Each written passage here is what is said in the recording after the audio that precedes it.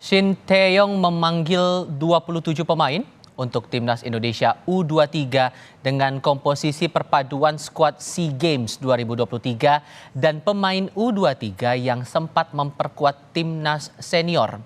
3 pemain akan menjadi tulang punggung timnas U23 saat melawan Taiwan dalam kualifikasi Piala Asia U23 malam nanti.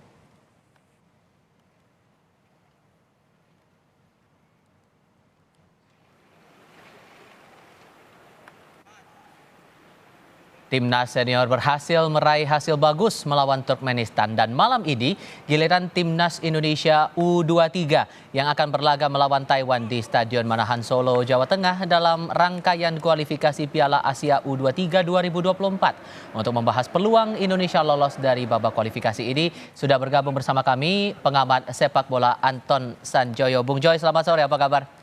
Selamat sore. Terima kasih sudah bergabung bersama kami. Terakhir kali yang saya pahami itu kan saat Taiwan melawan Turkmenistan, Taiwan kalah 0-4 posisinya. Nah, kalau Anda memprediksi saat nanti bertanding melawan timnas kita, timnas Indonesia, potensinya akan bagaimana? Yang pertama ini kita kan Indonesia berada di grup K ya bersama Turkmenistan dan Taiwan. Dan ini kan hanya bertanding 2 kali. Indonesia hari ini akan ketemu Taiwan dan tanggal 12 akan ketemu Turkmenistan. Sementara Turkmenistan sudah menang 4-0 atas Taiwan. Jadi Indonesia kalau mau lolos langsung ke Qatar tahun depan ya memang harus menang lebih banyak daripada ketika Turkmenistan mengalahkan Taiwan. Jadi harus menang 5 atau 6 gol gitu ya. Hmm. Dan rasanya main di Manahan dengan tim yang saya rasa ini kalau dibandingkan dengan tim yang senior yang kemarin menang melawan Turkmenistan, ini tim lebih menjanjikan sebetulnya. Jadi saya sih berharap mereka tampil lepas meskipun tekanannya moral juga tinggi ya. Karena bermain di kandang sendiri itu biasanya kadang-kadang tekanan mentalnya juga tinggi. Hmm. Tapi saya yakin ini adalah pemain-pemain yang sudah punya pengalaman di level internasional. Ada beberapa pemain yang sudah malang melintang Ya. di internasional. Ada pemain-pemain juga yang sudah menjadi andalan tim di Liga 1. Oke. Jadi harusnya sih mereka tampil jauh lebih percaya diri ya. Dan Taiwan itu kan sebetulnya bukan negara bola Ya. gitu loh. Asal mereka tidak menganggap remeh, saya rasa si Indonesia bisa menang lebih dari 4-0. Oke, kita coba lihat dulu komposisi pemain. Tadi sempat disinggung masalah komposisi pemain kita yang bahkan disebut jauh lebih baik lah komposisi dan performanya begitu. Dan kita coba lihat untuk di lini depannya sendiri. Ini kan ada nama Ramadan Sananta, pencetak 2 gol di final SEA Games. Ini akan menjadi ujung tombak dari serangan timnas Indonesia. Penampilan Sananta kian matang. Sananta punya kecepatan, kaki kanan dan kirinya pun sama kuatnya.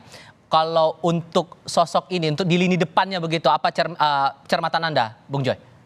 Ya lini depan menurut saya ini yang terbaik yang sekarang dipunyai oleh Shin Tae-yong di U23 ya, bahkan masih ada Rafael Struijk di sana yang pemain naturalisasi, tapi ada Witan Sulaiman juga, ada siapa?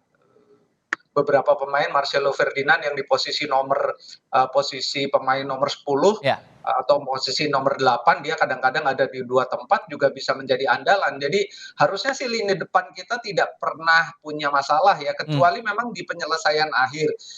Ketika di SEA Games kemarin di AFF final kan juga ada masalah di penyelesaian akhir Nah itu. dan Indonesia harusnya bisa menang ya. Sayang harus kalah dalam adu penalti. Tapi overall sebetulnya tim U23 ini seperti saya bilang tadi jauh lebih menjanjikan daripada yang tim senior sekarang Hmm. gitu. Jadi ini adalah pemain-pemain masa depan Indonesia yang bisa bisa diandalkan untuk bukan saja menaikkan peringkat Indonesia 3, 4 peringkat ya, Yap. bisa menaikkan sampai 10, 12 peringkat lah. Karena Turkmenistan juga kan nggak bagus-bagus amat sebetulnya kalau misalnya Hmm. di persaingan di grup K ya. Ya. Mereka sekarang di posisi 138 dan Indonesia di 147. Jadi harusnya sih imbang dan main di Manahan harusnya sih ya dukungan dari penonton luar biasa gemuruh dan itu akan membawa hasil positif lah Tapi kalau bagi lini tengah bagaimana cermatan Anda? lini tengah ada Marcelino, ada Akran, sayang Beckham nggak kepilih ya, tapi ada Ivan Jenner juga. Mhm. Jadi harusnya sih mereka kuat ya karena formasinya biasanya 4-3-3, ini formasi yang paling menurut saya formasi yang paling ofensif tapi sekaligus juga seimbang. Karena Indonesia tuh dengan 4 pemain flat di belakang, 2 sayapnya tuh bagus-bagus, ada Arhan kan, ada Rio Fahmi, jadi harusnya sih dengan 2 center back yang sangat tangguh juga, kipernya di belakang Hernando juga sangat tangguh, harusnya sih lini belakang nggak ada masalah, lini tengah akan punya kekuatan lebih karena lini, sayap-sayap Indonesia terutama di fullback ya, bagus-bagus terutama kalau kita bicara pemain seperti Arhan Pratama. Oke. Kembali lagi kita membahas soal peluang ini, tapi kalau kita juga mencermati di sini kan posisi, pelatih Sinteyong, memegang 2 tim secara bergantian begitu dan antara timnas senior dengan timnas U23. Cermatan Anda untuk kinerja Sinteyong untuk, mencermati fokus latihan dari timnas U23 ini apakah akan ada kelebihan kekurangan tersendiri? Memang ideal ya sebetulnya kalau pegang, senior dan U23 karena U23 ini kan sebetulnya satu step aja menuju ke timnas senior, Mmm, gitu loh. Jadi Sintayong memang harusnya dikasih dikasih tanggung jawab 2 tim saja karena dia bisa memantau berbarengan mmm, dan, kan banyak pemain U23 juga yang sudah dipanggil ke tim senior kan. Ini yang sebetulnya yang membuat link antara pengamatan Sintayong dan timnya, antara tim 23 dengan tim senior itu tidak putus, tapi jangan dikasih di bawah U23 karena itu akan jadi, kebebanan banyak dia. Jadi ideal sekali kalau dia pegang U23 dan senior karena itu linknya yang paling dekat, karena setelah 23 kan nggak ada jenjang lain selain senior gitu loh. mmm, Jadi kalau Anda tanya gimana, apakah banyak, plus atau minusnya, menurut saya lebih banyak plusnya. Dan Sintayong kan sudah bisa membawa timnas, senior ke putaran final Piala Asia juga. Jadi secara gelar barangkali dia belum bisa mempersembahkan ya, tapi mmm. kemajuan yang didapat oleh tim Indonesia ini banyak sekali di bawah Sintayong. Ya memang belum dapat gelar, tapi menurut saya gelar itu harus kita perhitungkan di level Oke. senior. Mhm, Kalau di level U23, U19, U17 itu belum apa-apalah, nggak usah terlalu dibesar-besarkan. mmm, Jadi kalau dapat gelar di level senior, nah baru kalau dia tidak dapat gelar di level kelompok umur, menurut saya tidak ada masalah karena oke. Sintayong bukan itu Mhm. tugas utamanya gitu. Oke, kalau untuk barisan pertahanan yang mungkin perlu dicermati juga oleh, timnas Indonesia menghadapi Taiwan nanti? Ya kalau Elkan Bagot bermain rasanya kepercayaan diri kiper dan barisan belakang, akan meningkat ya. Apalagi kalau misalnya Rizky Ridho kan dia duetnya tuh, banyak dengan Rizky. Jadi kalau misalnya Elkan tampil bisa lebih tenang, bisa Mhm, dia kan bagus juga ketika membangun serangan, build up dari bawah tuh dia bagus, passing-passing jauhnya juga bagus. Jadi ini memang pemain, paling diandalkan di lini belakang.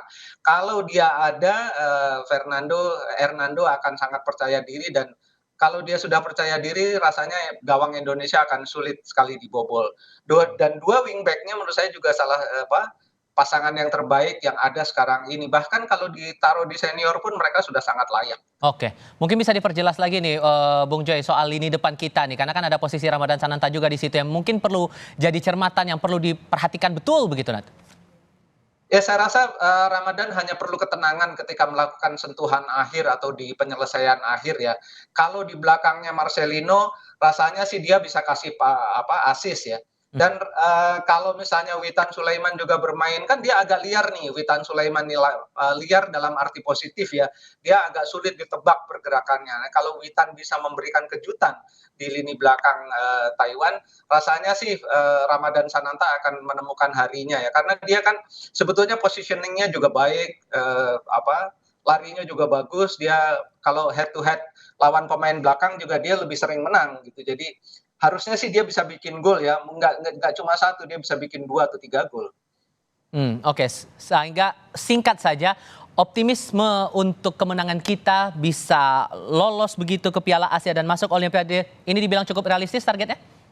Ya kan, step-nya Indonesia harus juara grup dulu, kemudian lolos ke Qatar, dari Qatar akan lolos kalau misalnya bisa mengimbangi tim elit Asia yang lain akan lolos ke Olimpiade di Paris, Mmm, gitu loh. Tapi sekarang PR besarnya adalah lolos dululah ke Qatar dan tampil sebaik-baiknya nanti di Qatar. Sekarang harus jadi juara grup dulu. mhm. Problem terbesarnya apakah tanggal 12 Indonesia bisa, mengimbangi atau menang, bahkan lawan Turkmenistan supaya tidak menunggu posisi runner up terbaik dari grup K.